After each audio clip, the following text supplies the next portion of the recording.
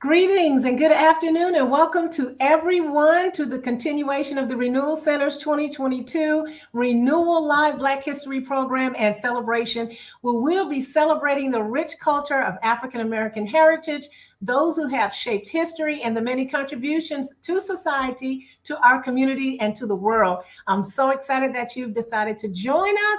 My name is Carmela E. Head, Director of Renewal and Community Programs here at the Renewal Center. We are streaming live from the Renewal Center. We are especially excited today that you have taken the time to join us. We're streaming live once again here on Facebook as well as YouTube. So visit us over there on the YouTube channel. The Renewal Center has a YouTube channel, so like and subscribe us over there. We are the Center for Prophetic Thought, Art, Voice, and Action. We are live here in the historic district of Concord, North Carolina, where we are revealing Christ, renewing minds, restoring lives, and reforming culture. And on behalf of our leadership team here at the Renewal Center, our Executive Director, Patrick J. Brown, who's our Executive Director of Renewal and Culture and Context, we welcome you, our Director of Digital Renewal and Stewardship, Hope T. Melton, as well as our Digital Media Consultant, Emmett S. Head, and myself. We welcome you this afternoon. So we want you to sit back and relax and enjoy this time of celebration with us. Please share this broadcast on your social media page. Invite your family and friend to join us today. For those of you who are just tuning in, we had an exceptional time last night on our first Black History program, which we streamed live last night at 7 o'clock. And we had Apostle Clyde Daniels. You want to absolutely go check that out. It was an extraordinary dialogue about the importance of the Black family, the Black community, powerful insights on contribution, trailblazers and innovators of African American, and most importantly, the importance of identity of culture. We also had a powerful, eloquent spoken word presentation by Dominique J. Hardy. You want to actually go out there and see that insightful spoken word presentation. So today we are excited. We're so excited because we are going to continue this wonderful celebration, our Renewal Live Black History program, where we're going to be featuring and hearing from African-American authors and business owners, Kimberly, Sinclair, and Calvin Clark. So we want you to stay tuned, go out there and invite your friends. We look forward to another exciting time of our celebration today. And actually, we're going to go ahead and bring on Prophet Hope T. Melton, who's going to take us into our first interview with our first guest. And so we're so excited today. Yes, we are. Thank you so much, Pastor Carmela. Good afternoon to you. Good afternoon to everyone out there. We just, like she said, the recap from yesterday. I mean, we had an exciting, it was phenomenal, very good dialogue for those who were able to watch, for those who were able to see the spoken word yesterday from Dominique Hardy. That was, it was so powerful. And then, of course, Pastor Carmela ended us with our self-care tips, which was really, really good and really refreshing. And so we're excited about today. We thank you all for joining. So like she said, if you could share and invite someone to join us as we continue the celebration of Black history and the many facets of it. We have our special guest that is coming on, our author, Kimberly Sinclair, who's going to be joining us in momentarily to talk about her part in an analogy of a 31-day devotional that she's been a part of. Wonderful, just affirmations. And we just want to talk about also her coaching as well, business as well. So we're going to go ahead and bring Kimberly Sinclair on and welcome her to our Renewal Live Black History. Welcome. Welcome. Hello. Hello. Good afternoon, Kimberly. Good afternoon. Thank you so much for having me. The Renewal Center is wonderful, and I just appreciate just the visionary and all of those that are working in partnership with Apostle Patrick. So I think that's awesome. Yes. Thank you for inviting me. You're welcome. Thank you for agreeing to come on and be able to share about what you're doing and how it's affecting not just Black community, but community in a whole. Mm-hmm. And so we thank you for coming this afternoon. Again, those who are watching, if you can share, invite someone as we go into this wonderful dialogue to talk about the devotional, 31-day devotional, one day at a time. And I was able to read your insert, and we just want to take a moment to just start off by asking you just what caused you or what made you or drove you to want to be a part of this particular devotional. Okay, so for me, I understood what in particular what brought me to do this was that I had a story to tell. And it took having the courage to be able to share that story. I remember going through a certain situation in my life, going through a toxic marriage, and then ultimately divorcing. And thinking about those things that led me to that, I needed to tell my story and be able to give encouragement to others because I know that other women go through things that are in the church, that are in different spaces in their lives, workplace, going through different difficult situations, and they need encouragement to basically get that courage to be able to push through and move past the challenges in their life. So I wanted to be that voice in somebody else's life, like somebody was for me. Wow, that's great. That's great. And you said something really key, the courage. It took you the courage to be able to write about and tell about your story. And that's phenomenal because your story is able to help to encourage, to uplift someone else who may be reading, even if it's a male that may stumble by and read it. It is something that definitely can encourage and uplift. Could you tell us a little bit about the anthology, a little bit about it, and and about the affirmation?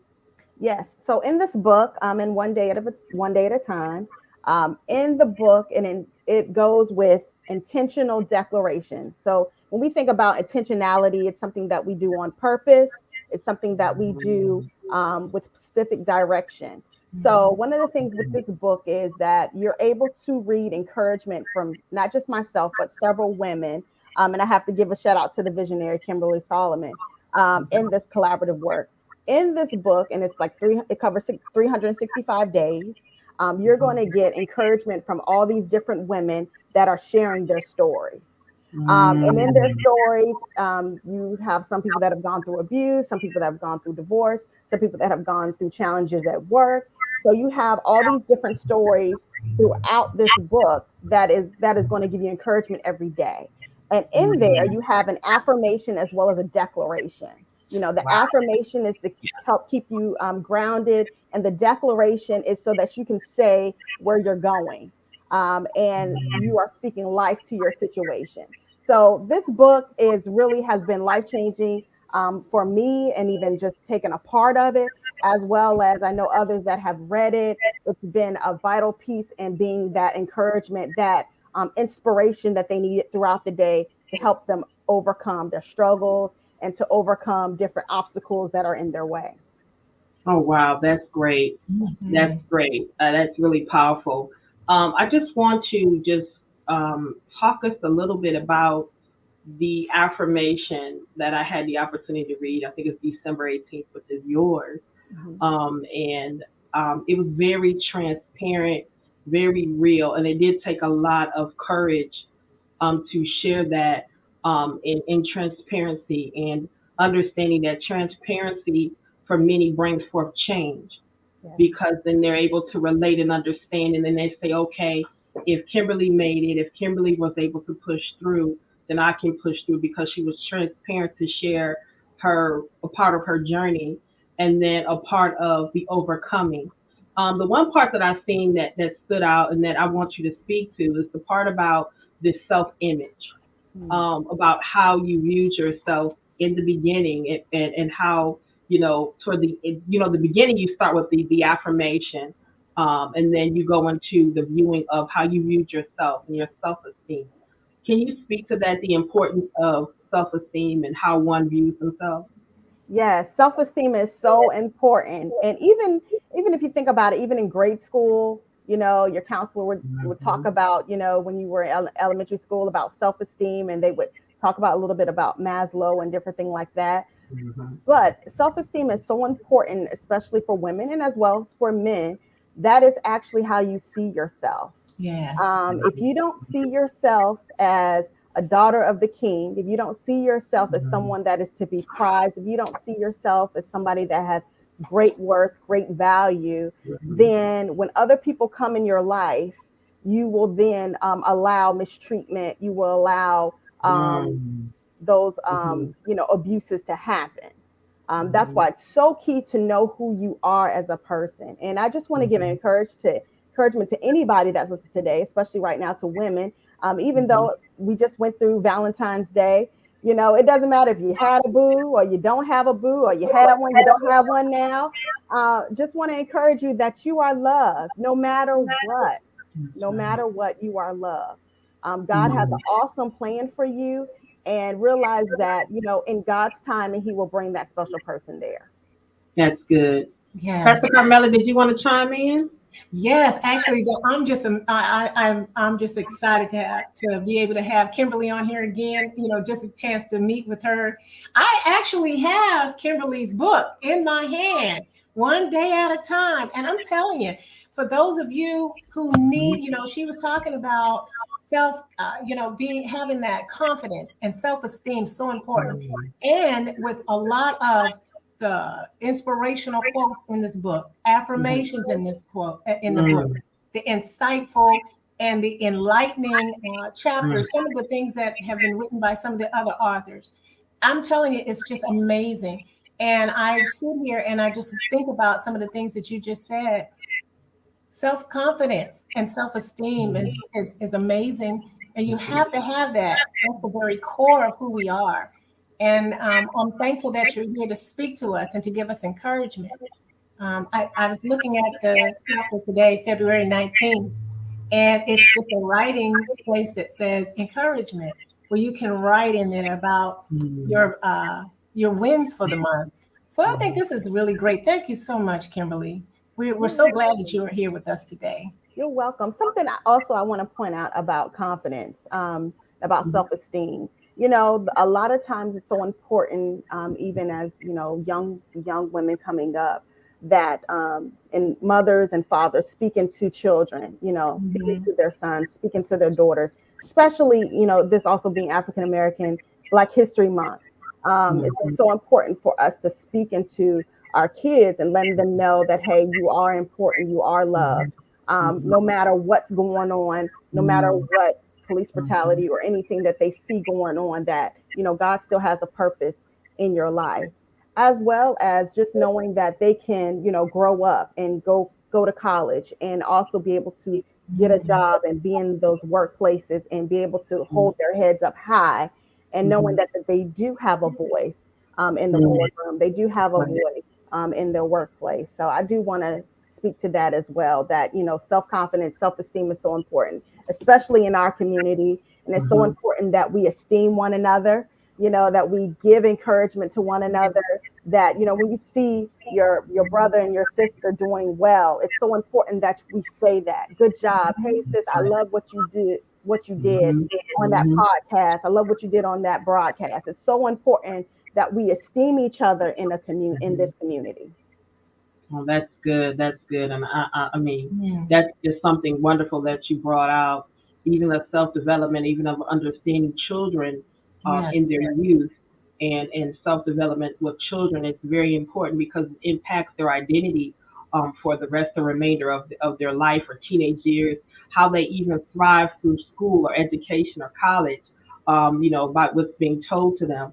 So I'm glad that you brought that out, because it's very important that we continue to pour into our children positive affirmations and confirmations to help build them up, so that when they do go out into the world, they're already be built up in knowing who they are. Absolutely. And so that's just very important. I wanted to just talk a little bit about your coaching that it started in 2021. Can you tell us a little bit about your coaching and what you provide? Yeah, so my business is Emerging Possibilities LLC. Part of that business, I do provide career coaching as well as HR services to small businesses. So with the career coaching, I recently partnered with my church. A shout out to the Mount Peninsula. I partnered with my church to do a career development course, 4-week development course. First, it started off with resume writing, what you need to do to, get your resume right, as well as dealing with what do you do when you you're having those interviews and interview skills, because things have changed. It's not just in person. You also have Zoom interviews, and you may have several interviews to go through, not just one. You may have three-step interviews nowadays. So I wanted to be able to provide a service, because my day-to-day career is HR, and I wanted to be able to give some tools that people could use to help them advance in their careers. With that, in the 4-week session, not only do I talk about interviewing and doing mock interviews, I also talk about how to negotiate your salary when you're given an offer, as well as how do you succeed once you get that position. What are some of the key things that you need to do? Making those connections, making sure that you're asking questions, making sure that, because those first 30, 60, 90 days are so pivotal in your job, whether you're going to succeed or whether you're going to fail. So I provide that service to people, as well as helping them with, if they have individually, as far as, if they need help with just interviewing, and as well as just a quick review over their resume as well. So I do provide those services, yes. Wow, that's great. So anybody listening that would like to connect with her regarding career services to help you professionally, I've placed her information inside of our chat here at the Renewal Center chat, and you can connect with her through that as well. We placed it up here inside right here, so you can see it at the bottom, where you can contact her. Resume writing. I mean, that's phenomenal, because it's just a plan for success. Yes. It's a plan for success, because some people, they may not know, or they may not have all the information that they need. And so your services is going to provide them all the information that they need, especially the part about negotiating your salary, which some people, may not be aware of. So this is phenomenal what you're providing. And I know that it will continue to succeed. So anybody out there that's listening, if you know someone that maybe is in a career change or needs some help critiquing their resume or anything involving their career, get in touch with Kimberly Sinclair. She'll be glad to help you with that, help you with those services, sit down with you, talk with you, and make a plan for you to succeed and be successful in your career. Pastor Mel, did you have anything you wanted to add? Yes, well, I was just sitting here thinking about how exciting this is, and how you're impacting, as you say, you're starting even in the church, and you're taking your business there. It's impacting the community that you're in. And so when one person hears about it, somebody else is going to hear about it. It's going to be a ripple effect, and it's going to impact so many different people. I love the creativity and all of the different services that you offer. What's next? What do you have any other creative things that you're working on? So I am working on my book. And with that book, it's going to really deal with a lot more of the things that I've gone through growing up, as well as, adulthood. So with that, the book is called Silence Isn't Always Golden. Talking about there is purpose in your pain. So in that book, I talk about a lot of different things and give encouragement. I talk about a lot of the things that I've gone through and how I've had to break out of my shell. I still have to do that now. And I just want to give people encouragement that no matter what difficult situations you've gone through, and like we talked about, the self-esteem, sometimes there's things that happen in your childhood that can, inhibit that.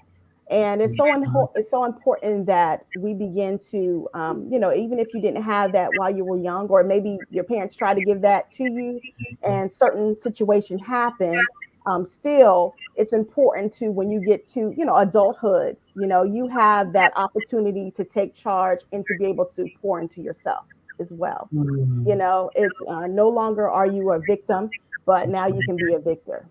And the awesome thing is that God has done so much in my life, and I'm so thankful just for him, just bringing clarity and just bringing encouragement to me through other people in my life, as well as just knowing by his word who I am.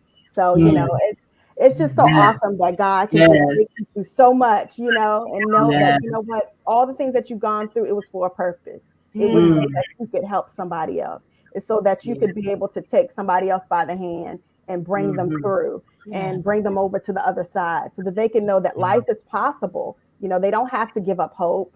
They don't have to commit suicide. But there is life on the other side of divorce. There's life on the other side of abuse of different things that have happened. There is life on the other side, and that it's so important to keep going, because if you don't keep going, you won't be able to see what the other side is. Yes. That's good. That's good. Thank you for sharing that. That was awesome. Wow. Wow. It's so needed. Yeah.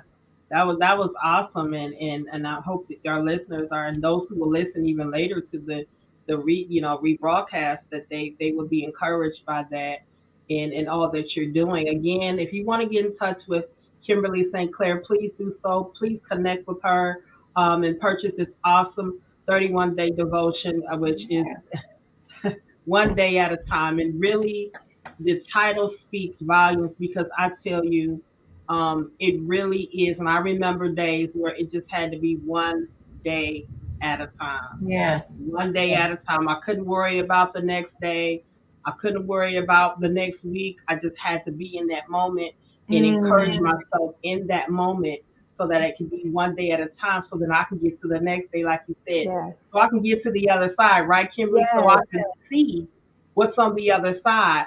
But in order to do that, it's just one day at a time, then the next day, one day, and it's just you just keep going on, and you keep going, and you keep pressing, and you keep pushing until we get to that other side, which is better, which has so much more better when we push past those obstacles. We just want to thank you so much for coming on. First of all, we want to say congratulations on your upcoming book. Yes. Thank you. Congratulations. Please make sure to let us know at the Renewal Center, the release, anything like that that's going on with you. Let us know about your updates. If you guys want to stay in touch, please connect with Kimberly Sinclair, for her release of her book, which, the title is powerful. I know it's going to be some good nuggets in that book to share with readers. And so congratulations to you for your book. Congratulations to your success of your coaching and your business. Congratulations to success of congratulations to being an overcomer, and more than an overcomer. Thank you so much for sharing your testimony. Thank you so much for sharing your story. Yes. Thank you so much for sharing what you have gone through, in hopes that, and I know we will be able to help someone else. We thank you so much for coming on today and taking time out of your schedule to be a part of this Black History program, this moment where we are sharing and edifying our community by our reading and phenomenal books, authors, and even Black-owned businesses. This is where we're just helping that business. The career building is very, very important. And I just congratulate you on that, and much more success for you as well. Did you have any last words or anything that you want to share? I just want to say, hey, just continue. For those that may feel like they're in a situation that they can't get out of, just know that there is hope in your situation. Definitely reach out, contact me for career coaching.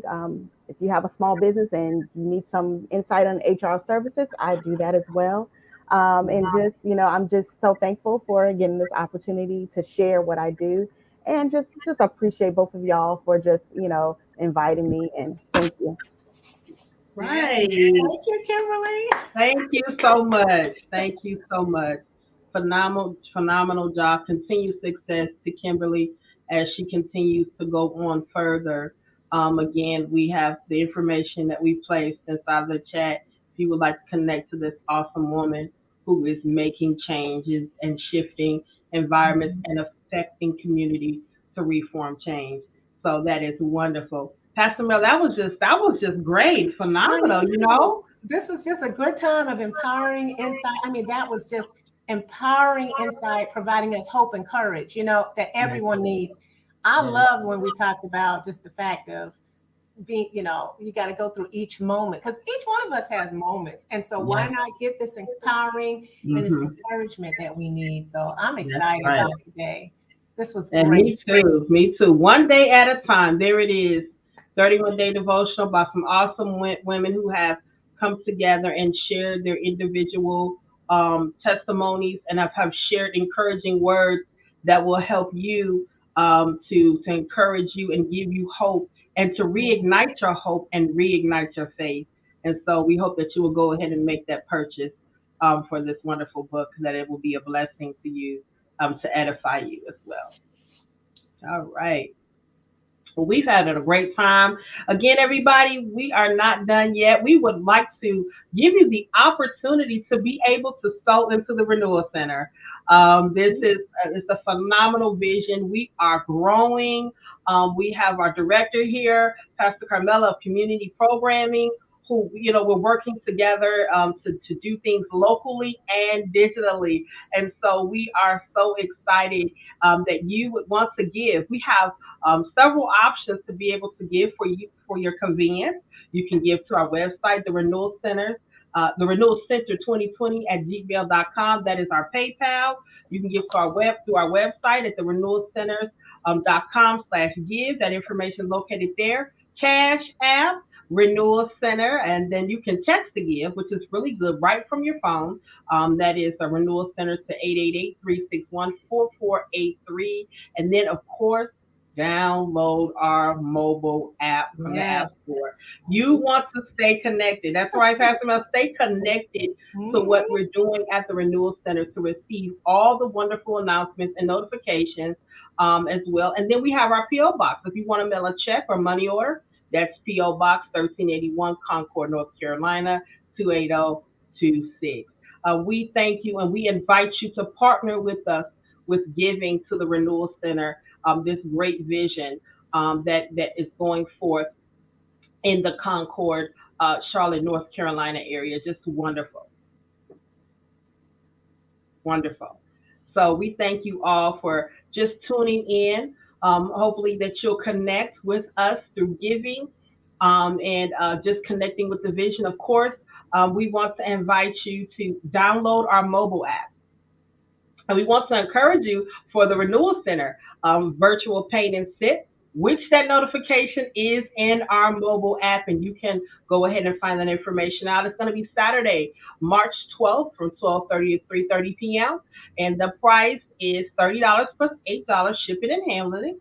That includes your all your art items so that you can participate in the art.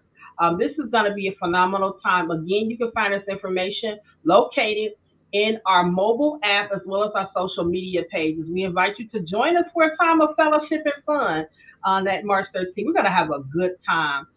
It's going to be a wonderful time. We're going to have some music. We're going to paint. We're going to laugh. We're just going to have a really good time. Like you mentioned yesterday, Pastor Mill, about having fun and laughing. That's right. Lighten it up a little bit. Got to have some balance. So we want you to join us for a time of fellowship for the Renewal Center virtual paint and sip coming up. We thank you all in advance for connecting with us. And if you know what, invite somebody to come. This is going to be virtually Zoom. I know. I'm looking forward to it. I'm looking forward to it. I am. I'm looking forward to a good time and fellowshipping with everyone. And it is so important for us to fellowship. So we're going to go ahead and move to the other portion of our Black History celebration. We're going to bring on our executive director, Patrick J. Brown. He's going to come on and he's going to conduct his interview. Good afternoon. Hey there. Hey. I am here with Calvin Clark, and we're about to have an engaging conversation today. We're looking forward to it. All right. Yes, thank you all. I want to thank Kimberly Sinclair for an incredible interview in her book, One Day at a Time. I have that book as well. And I think we all need to have words that affirm us. And by sharing our stories, when we share our stories, nobody else will tell our story for us. So it's important that we share who we are and our history, so that if you let somebody build your world, they'll always build it too small. So it's important that you build it yourself and through the words that we use. So I want to thank you all for conducting that interview, and we'll look forward to bringing you back on here shortly. So thank you so much.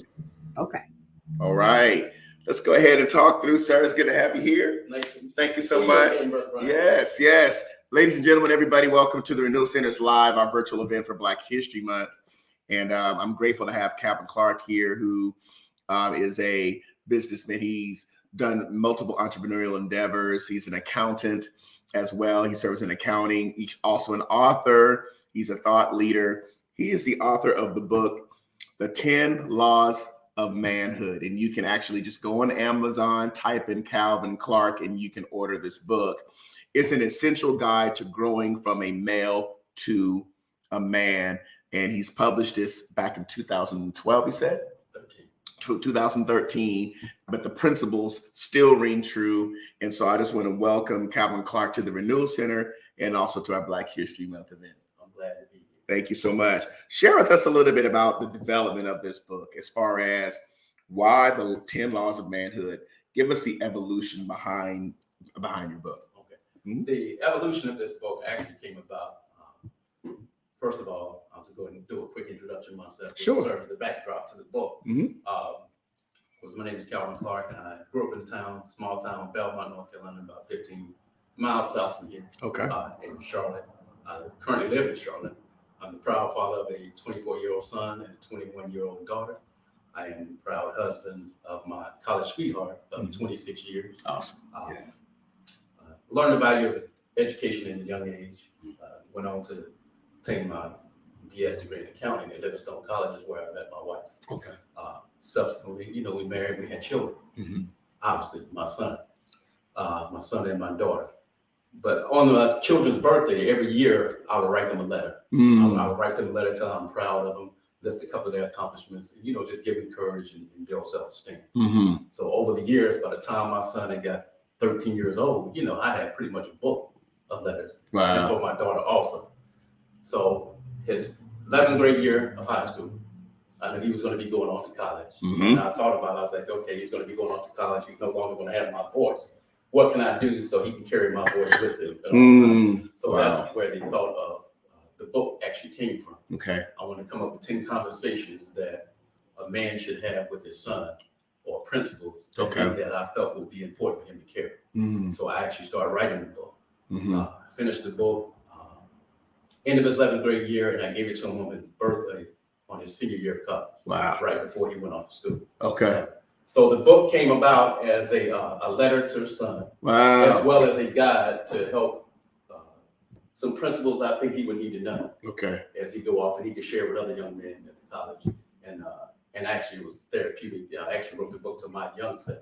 Your younger self. That's what my younger self. Okay. Yeah. Tell me a little bit about that view. You had a conversation. Here it is. You're a grown man raising your family, and you're looking back, talking to your younger self. Yeah. Tell me a little bit about that experience, as far as that whole experience came about. I had to find myself as a man, who I was as a man. Uh-huh. I got not thrown into.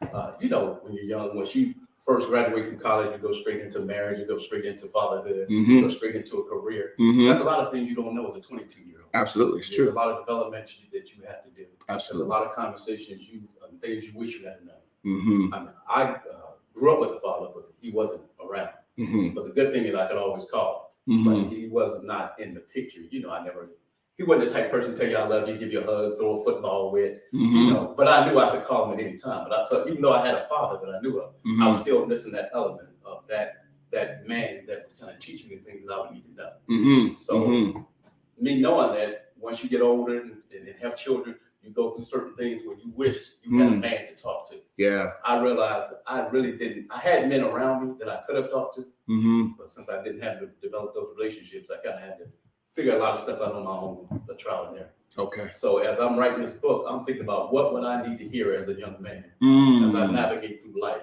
and going through some of the things that young men go through. So even in the midst of not having certain things that you perhaps needed from that particular area, emerged some creativity, some innovative perspectives.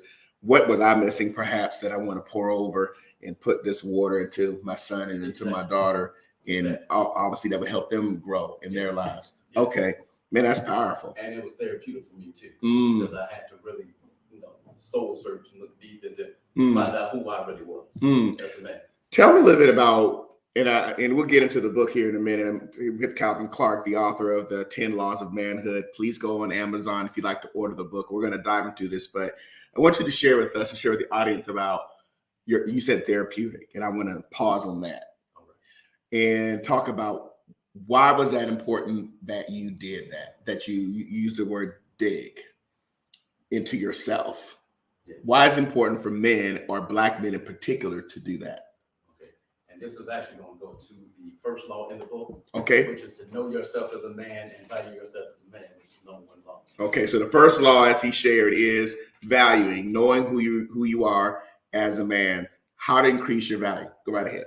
That was important to me when I said dwell in who you are. Mm-hmm. As men, a lot of times, or as boys, by the time we're 14 years old, we've seen a lot of negativity. You've gone through a lot of rejection, especially if you start liking girls and things like that. You get rejected a lot. Yes, you do. That happened to me a lot. Because, Yes. you know, just like with any boy, you see a lot of negativity. You see a lot of rejection. Mm-hmm. You have rejection. You feel like you have rejection from your father because it's not in the picture. You have rejection from your sisters because you're just the annoying brother. You have rejection from the little girls that you're trying to date. You know, you have rejection from other peers because you're not good in football, you're not good in baseball, you just don't quite fit in. Yes. So that develops a low self-esteem in a guy. You know, it can affect the way you see yourself mentally, emotionally, psychologically, and that those kind of things. And that carries on over. And if you don't have someone or something that's going to offset all that negativity, it's going to affect how you view yourself. And if you don't know who you are, what you are, and who you're supposed to be, you will go down a path of a person who's lost. And I had done that, you know, because I really didn't know who I was. I was harboring a bunch of negativity about how I thought the world saw me and how I felt about myself. So it was extremely important for me to find out who I was. And the first thing for me, luckily, I grew up in the church when my mother always sent me to Sunday school. So the first place I learned who I was, I had to view myself in the image of God. The way God viewed me. Yes. So once I got in there and saw how God viewed me, I'm like, okay, if I'm special enough for him to send his son to die for me, to go through all this, you know, everything that you go through, the cross and coming back, to save a person like me, I must be worth something. Yes, so absolutely. That's why I got my first value and who I was, and that started me on my path to self-development and you know, working on myself. There's something that you said about the first step is defining what a man is. And I want to read from your particular definition that you have that was summed up. Being a man is when your words and your actions line up with what and whom you say you are, then walking in that truth and understanding and accepting your role and purpose in life. Absolutely. Can you flow with that? Open that up for us. That came, I've always heard this phrase that a man's word is his bond. I heard it, but I really didn't know exactly what it means because wasn't really practicing that particular principle. Okay. As I got older, all the situations I found myself in, especially, you know, situations when it comes to relationships with my mother, my sister, my wife, my children, the disappointments and everything that came about was because I was not who I said I was. I said, I'm going to be this particular person. I'm going to do this. I'm going to do that. But my actions did not match my word. And I realized once you start doing that as a man, you know, you start losing respect from people in all different areas. Yes. You start losing respect for yourself because not only you're a disappointment to other people, you're a disappointment to yourself. Yeah. So I had to learn that my words had to match my actions, no matter what it is. Because I had a brother who, even though he wasn't on the straight and narrow, if he said he's going to kick your tail and he's going to smash your car, he's going to do it. I have respect for him and people because he's consistent. Whatever he said, that's what he was about. Yeah. He was straight from it. He was very consistent in what he said. And you know, the opposite is true. Yes. If I say I'm going to be loyal, I'm going to be committed, I'm going to show up, I'm going to do this, you count on me, you have to do it as a man. Because once you veer from that path, you know, don't be upset when people treat you accordingly. Like that you're inconsistent and they don't want to have respect for you. Respect is huge for a man. That is powerful. I like how you helped us focus on being consistent, you know, and there are times in our lives where we go through things that we say one thing, but that's not what really is going on the inside. Exactly. I like to call it when my public persona is not consistent with my private life. There you go. So somewhere we got to find a balance in that. And this is something that you want to make sure that men, when we say what is a man, that's what that means. Right. Okay. Tell me a little bit about how one of the things that you say in the book is one of the biggest problems we have in our society today is the fact that a lot of males don't value themselves as men. So tell me a little bit about that as far as playing. It says the part they were designed to play in the creation of life's biggest commodity, which is life itself. So why do you think that is so, that there are a lot of males that don't value themselves as men? I think so. I think it goes back to the beginning. A lot of times, and I'm not going to blame anyone. A lot of times, if no one has taught you who you are, or even explained to you who you are or why you're here, I think that affects a lot of men. They don't know who they are. Most of men, including myself, think you're an accident. Your mother just happened to get pregnant by some man. Now you're here. Didn't really want you. Wasn't really asking for you. You just kind of happy. When you're young as a man, you don't really have anything to offer to the world. So you feel like you really have no value to other people. You feel like you have no value whatsoever in that regard. And to find that value, somebody really needs to set you down, and you need to be in an environment where people show you who you are. In my case, I literally had to go back and talk to my father.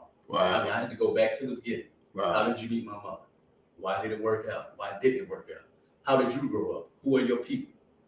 Where did you actually come from? When you was in these kind of situations, how did you handle that? How did you get to where you were? Because my father, he didn't drop out. He was taken out of school in the third grade to work on a farm. So he had a third grade education, but even though with a third grade education, he wanted to become a supervisor, do energy, smart technology, mechanics, things of that nature. He bought a home, took care of his kids, sent us to college. He bought his mother a home, took care of his mother till the day she died.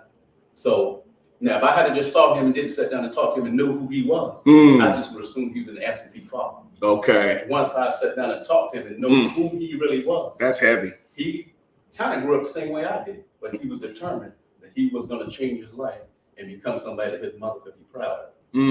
And so he found out who he was. He was a compassionate man. He's a man who wanted to take care of his family. He's a man who wanted to better himself.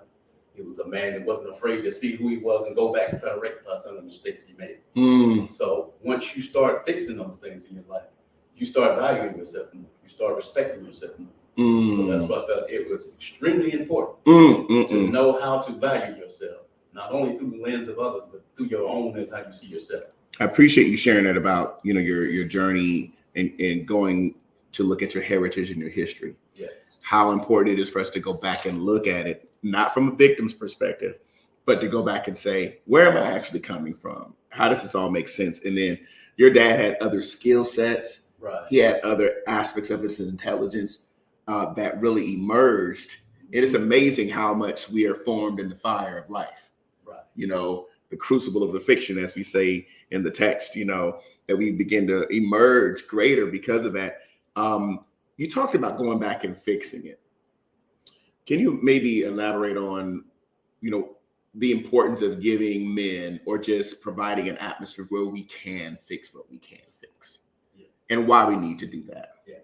And then the fixing I talk about in the book, some of the tools you need to fix your life, and I say a wrench. A wrench is very versatile. It can fix it a couple of different things. My part, personally, some of the things I had to fix was my perception of who I thought my father was and how I thought I came about to this world. Wow. Because on a personal note, and I know, I'm just going to put it out there so you know where I'm coming from. My mother was married at the time I was conceived. She was not married to my father. So that in and of itself, I'm born in wedlock, but not by her husband. Gotcha. So that right there alone, you're going to deal with a lot of ramifications from that, because people are going to view you like an outside child. You're a mistake. You're a sin. You're this. So you, as a young man, you got to carry all of that. Yeah. So in order for me to fix that, I had to know what actually happened. But in that situation, so I don't feel like I was a mistake. And the good part about that is, the wife, passed on some years later.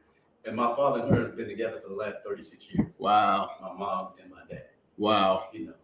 So what was a mistake So we thought, turned out to be me and my twin sister, also the twin sister. Oh, okay. Wow. So Okay. I no longer view myself as a mistake. I view myself as a blessing from God. Wow. They were just the vehicles used to bring me here.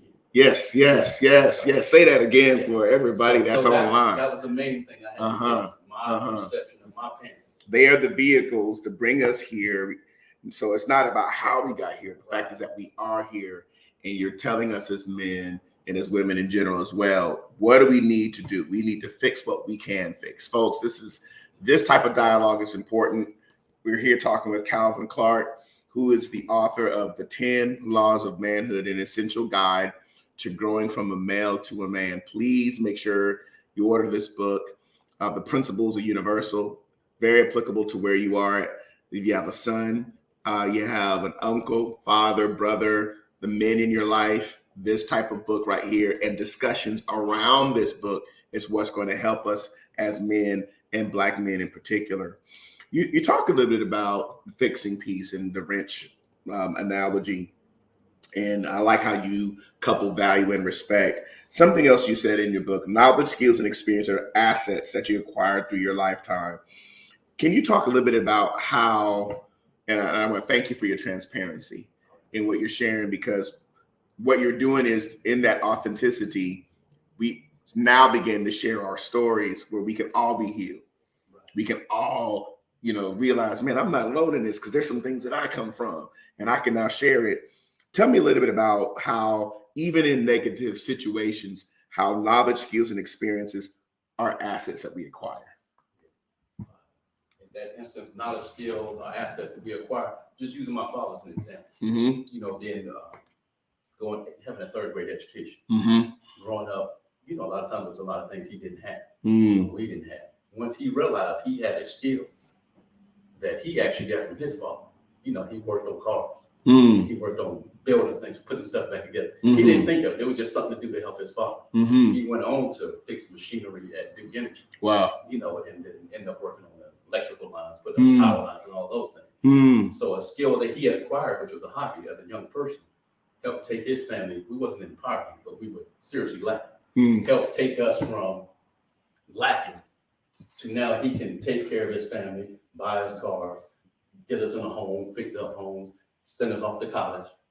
And so I'm like, okay, it's not really about, there's different ways to get education, but once you acquire a skill, which is something that our ancestors, they've done it all along. That's how the country was built. Absolutely. They did not go to college and get a degree. Absolutely. Nothing wrong with that. Right. They do believe in education. Right. But the skills and the work ethic that they had took them from there to me sitting here right now. Absolutely. So somebody had the skill and the work ethic. Absolutely. Put their hands and their mind to work. Absolutely. To build something. So I talk about the different skills you can find within yourself. One of the skills I found that I had was the gift to sell, and I was mechanically inclined a little bit, like working on computers, fixing computers. This is not what I was trained in, but I just had the mindset. So I took computer classes like that, so I knew how to troubleshoot computers and take out spam and all that kind of stuff on the computer. Right. So this was a skill that I found that I had. And then I honed it, went to some classes to get that skill. I didn't get that skill because I just wanted to know it. I knew that would be another way for me to help feed my family. So I would go to some of the same things, that we went through as young. Wow. Even if I go through them, I have a way out. Skills and knowledge. Yeah. So just looking at YouTube videos, I've learned how to fix my cars. Coincidentally, my father, that's what he did. Wow. He fixed cars. And now with YouTube, you can learn a lot in a short amount of time. Yes, you can. Not only does it save you money, but you can make money. Yes, it is. Go in there, and we'll talk about definitely the making money part of it.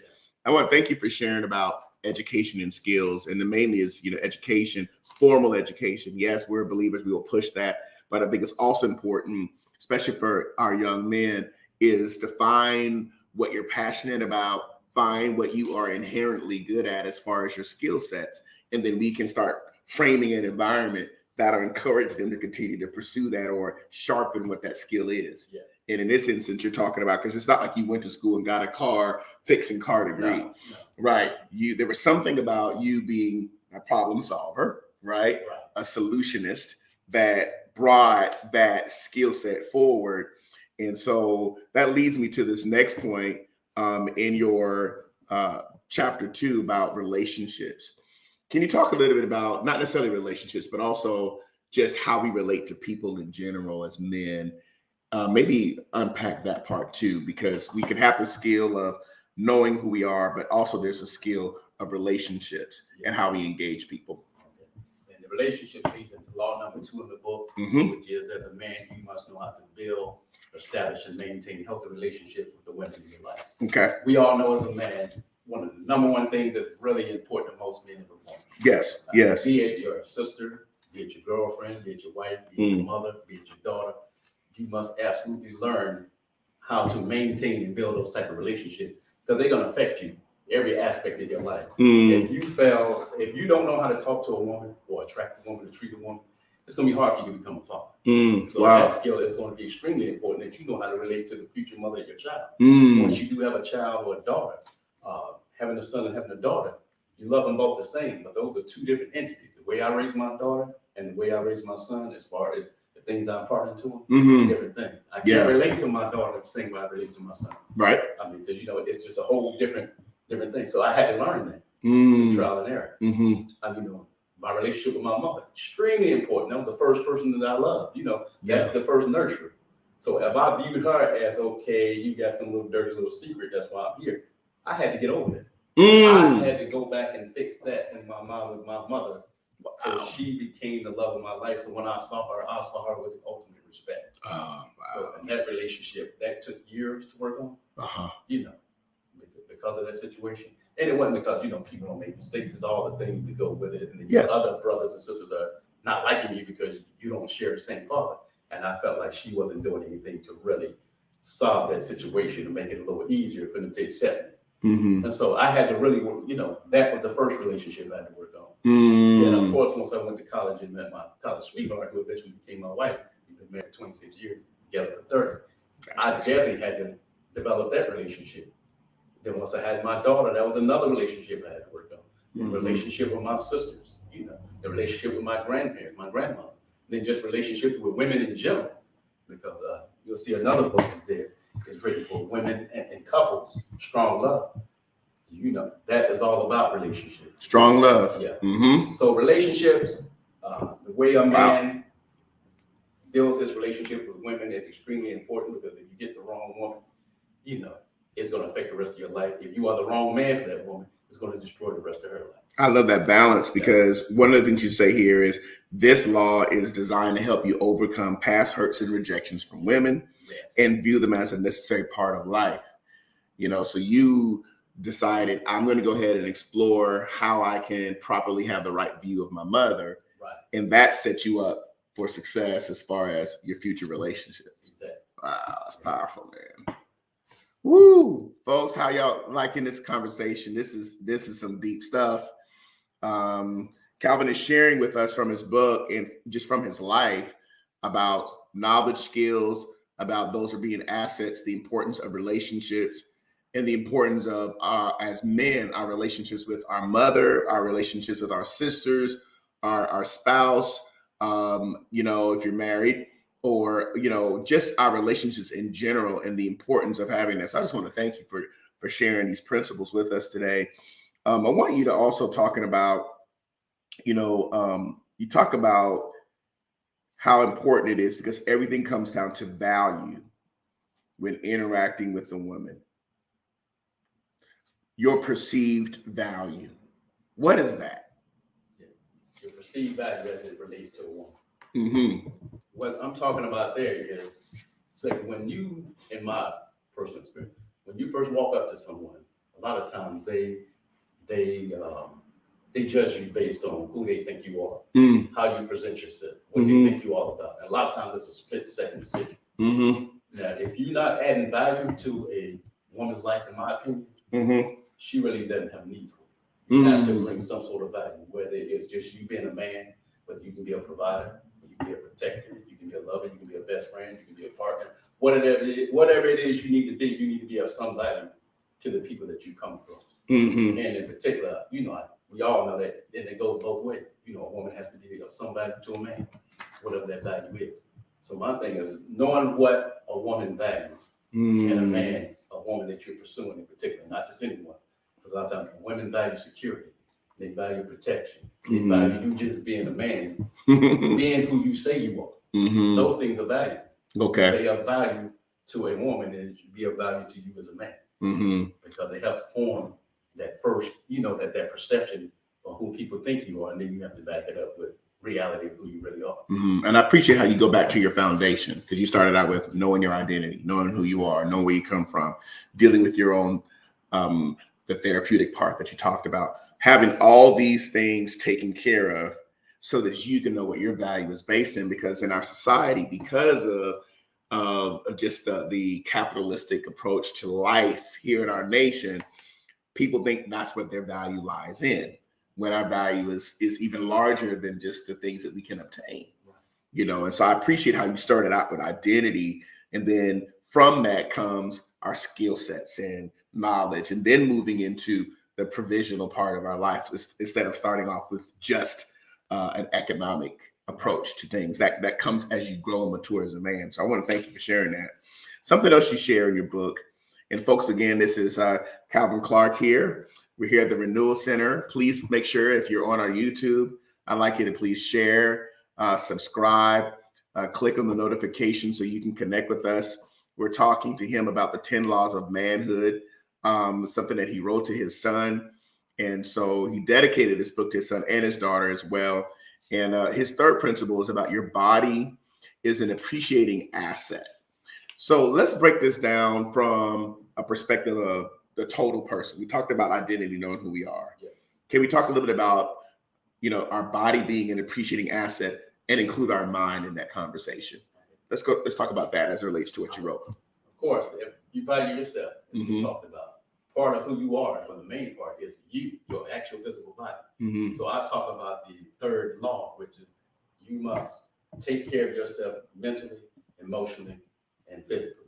Mm-hmm. So that law is you taking care of your mind, you take care of your body, you take care of yourself emotionally. Mm-hmm. And the three things that I focus on, you have to watch what you feed yourself. What you feed your thoughts. They say that a person has about 6,000 thoughts a day. Mm. Out of that 6,000 thoughts, only a few of them may be actual facts. Some of it is hypotheses or what you see or what you think. And a lot of times you don't know how to interpret that. Mm. So you need to watch what you feed your mind and what you feed your brain. I'll give you an example. Let's just say I just see you and the thought come to mind and say, you stole $1. I'm missing $1.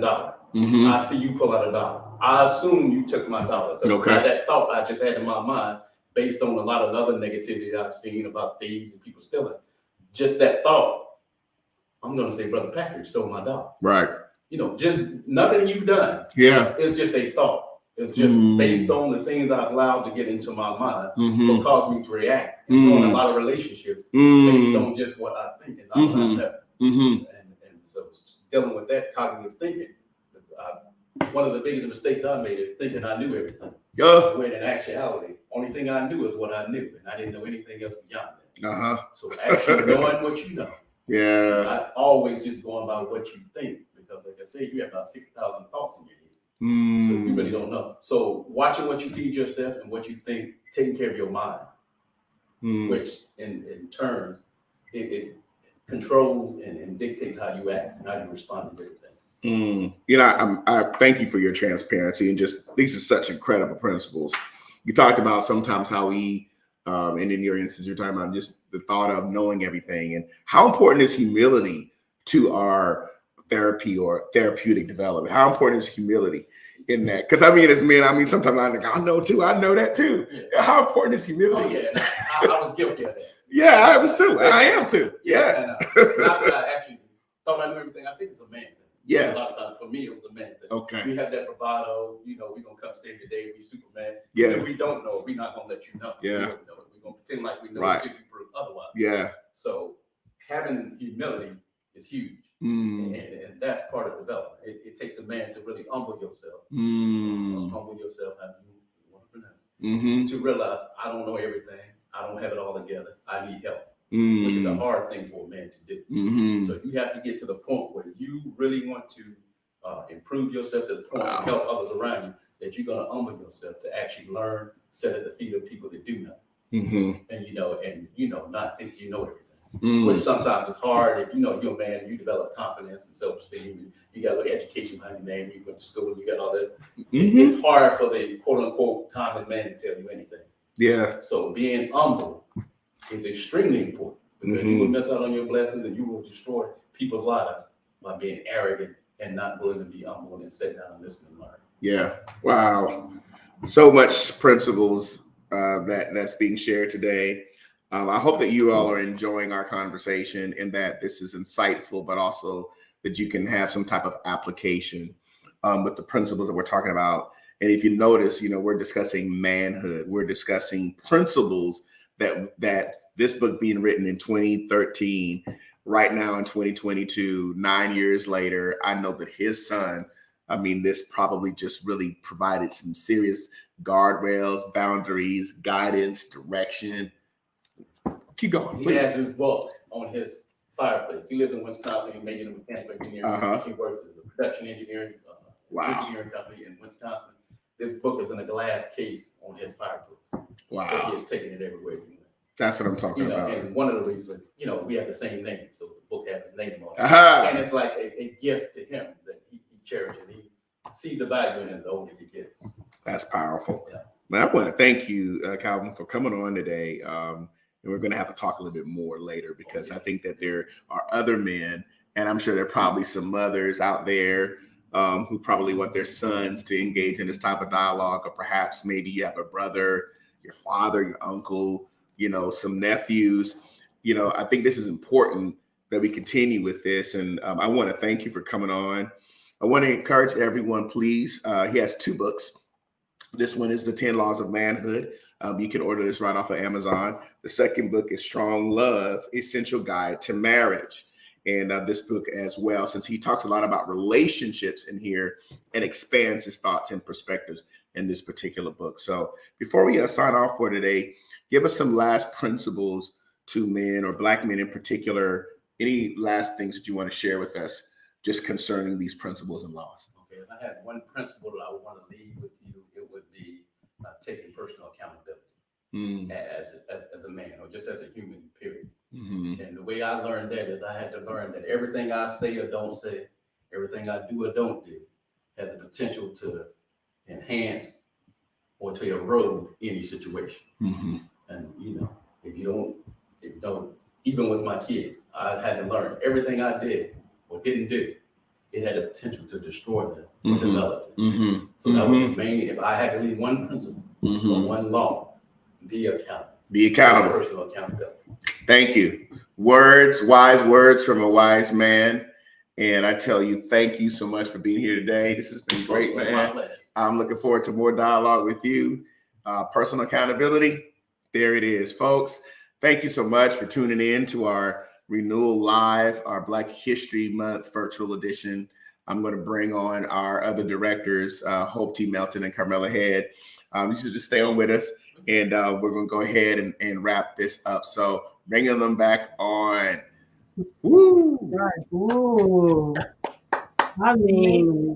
Wow. Yeah. This is great. We're just sitting insight. here soaking it in. Yeah. That was phenomenal and wonderful dialogue and needed dialogue and conversation. That's just, the transparency was just phenomenal. Yes. It was really rich. I really appreciate the dialogue, even though it was principles for men, but I really appreciate the dialogue. This was something really phenomenal. I know people who are viewing, they're making comments, and this was something really good. This was really, really good. Some really good principles. So wonderful. Yeah. Absolutely. Before we close out, I wanted to share one last thing. I know that we have several events that are coming up, and just want to reiterate again the virtual Sip and Paint that we're going to be having Saturday, March 12th, 12:30 to 3:30 p.m. If you download our mobile app, you'll get notifications and insight on our activities, our events, and our programming here at the Renewal Center. The emphasis is about revealing Christ. It is about renewing minds. It is about restoring lives and reforming culture. And if you want to change the course of a thing, you want to change the conversation. Yes. And how do you change that conversation? You change who joins it.